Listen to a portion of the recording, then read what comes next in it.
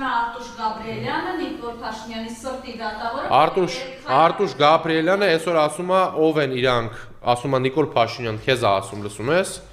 ասում է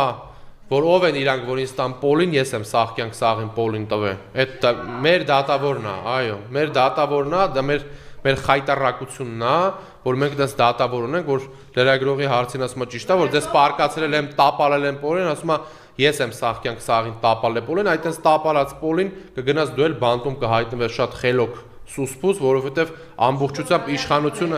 ամբողջությամբ իշխանությունը հենց հիմա եկել է Նիկոլը իր հետևից, որովհետև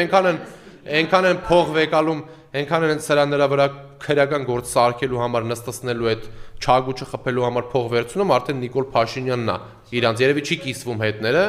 հա, ինչ որ բան արա երևի չի կիսվում, հա, այս սկզբունքով մենք պետք է նաև դատավորներին ազատ